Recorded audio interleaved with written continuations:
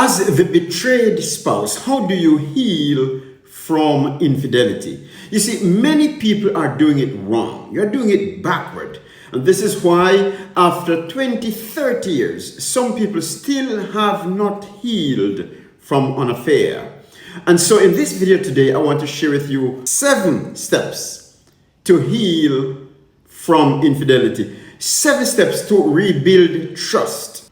Number 1, full transparency. You see, secrecy enabled the affair. Transparency dismantles it. The unfaithful spouse must open everything: phones, emails, social media, locations, schedules, no locked screens, no private accounts, no unexplained absences. And this isn't control, no, it's rebuilding. That's how you rebuild trust. The betrayed spouse needs access to feel safe again. Voluntary transparency demonstrates that nothing is hidden anymore. This phase feels invasive to the unfaithful spouse, but is essential for healing. Over time, as trust rebuilds, the intensity lessens. But initially, complete openness is non-negotiable. See, what's freely shown doesn't need to be suspiciously searched. Light eliminates shadows. And so the betrayed spouse will not need to ever search your phone. You see, surveillance does not lead the unfaithful spouse into remorse. No.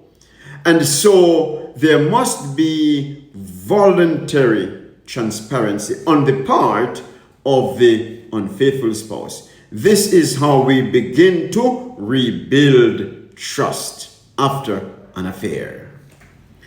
7 ways to rebuild trust after infidelity. Number 2, genuine remorse.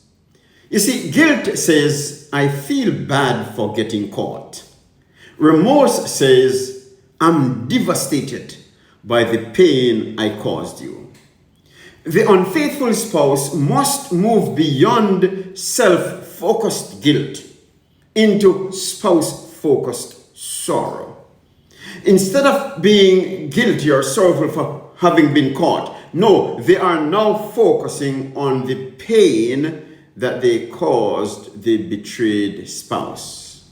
This means listening to pain without defending, answering questions without irritation, witnessing tears without rushing healing. Genuine remorse never minimizes, never blames, never justifies.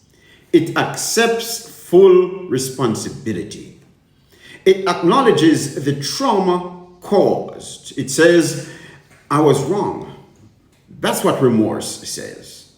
I was wrong without even adding, but you. Remorse is patient through setbacks, understanding that healing is not linear. Healing takes time. The betrayed spouse needs to see consistent brokenness before they can believe in real change. So the unfaithful spouse becomes the vigilante in the relationship. They initiate the call. They do the work that's needed to rebuild the relationship and to restore trust. Number 3, steps in rebuilding trust after infidelity. Number 3, consistent actions over time. Consistent actions over time. You see, words are empty now. Only actions matter. Trust rebuilds through hundreds of kept promises, arriving when expected, calling when promised, being where you say you will be. Every small consistency deposits into the depleted trust account. Every inconsistency, on the other hand, withdraws exponentially. It's like making one step forward and two steps backward when there is inconsistency. This phase requires patience from both spouses. The unfaithful one must accept that rebuilding takes years, not months. The betrayed one must acknowledge small progress while guarding against premature trust. No, you observe carefully to ensure that trust is really being rebuilt. There are no shortcuts. Time plus consistent behavior equals restored trust. The unfaithful spouse must prove through sustained action that they have become someone worthy of trust. Again, consistency in not your words anymore, but in action. That is what will really matter. Number 4, how to rebuild trust after an affair. Number 4, complete honesty about the affair.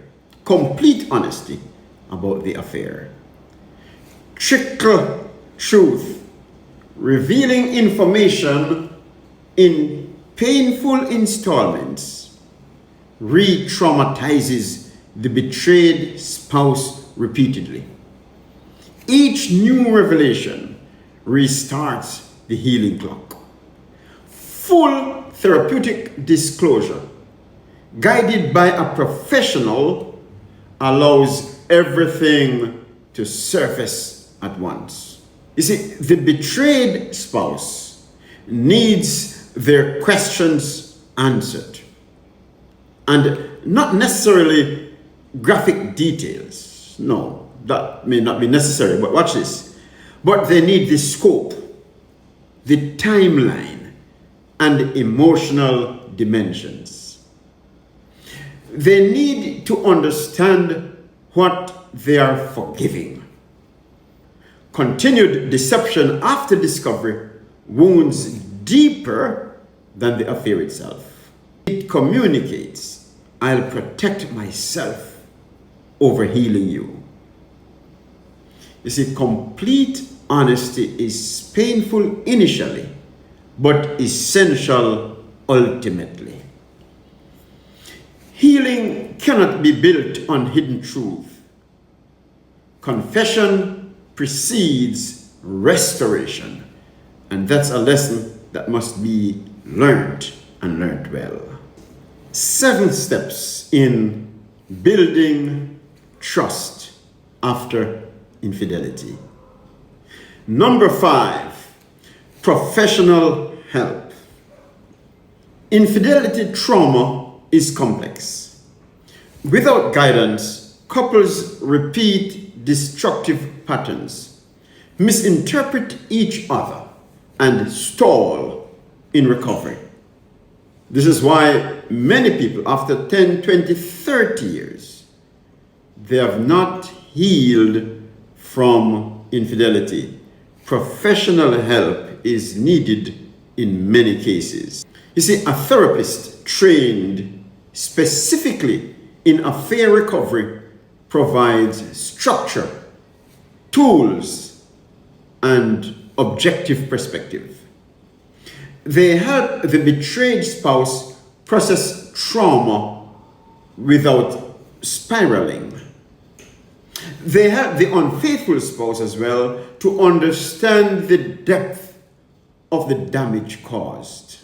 They facilitate productive conversations that would otherwise become arguments. Research shows that couples who seek professional help recover more completely and quickly than those who go alone. This isn't weakness, no, it's wisdom. Surgeons don't operate on themselves.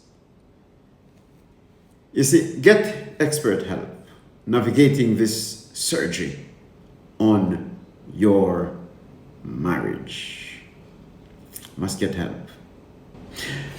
Number 6, rebuilding trust after infidelity. Number 6, establish clear boundaries. You see, boundaries create safety where trust was shattered. Non-negotiables must be established. Zero contact with the affair partner. Transparency around opposite sex friendships. Agreed upon social media guidelines. Check-ins as well during travel or late work. It's called transparency. Now, these aren't punishments or permanent restrictions. No, they're temporary scaffolding while trust rebuilds. All of this is necessary and takes time. You see, the unfaithful spouse should embrace boundaries willingly, understanding they forfeited privacy privileges. The betrayed spouse should request boundaries that genuinely help, not punish. Both must agree and honor them consistently. Boundaries without enforcement are meaningless. Whatever boundary you set, they must be strictly enforced. So there are clear expectations, consistently kept, slowly rebuild the security that betrayal destroyed. Safety precedes intimacy. I want to repeat that. Safety comes before intimacy. Let's go to number 7, steps in rebuilding trust after infidelity. Rebuild emotional and physical intimacy. How do you do that? You see, intimacy was contaminated. It must be reclaimed. So start with emotional connection. You can have deep conversations, shared experiences, laughter, friendship. Physical intimacy often stalls after affairs. This is normal. The betrayed spouse may struggle with intrusive images or feeling compared. It takes time. The unfaithful spouse now must be patient, never pressuring. Non-sexual touch rebuilds comfort. Holding hands, hugging, sitting close, all of those are necessary before physical intimacy. You see, sexual reconnection follows emotional safety, not calendars. Some couples find physical intimacy helps healing. Others need more time. You must understand that there is no formula. Communicate openly about needs, fears, and readiness. Pursue each other intentionally. Now, the intimacy that's rebuilt after betrayal can become deeper than before. So don't lose hope. The relationship can be so restructured, rebuilt, that it is stronger and deeper and better than it was before.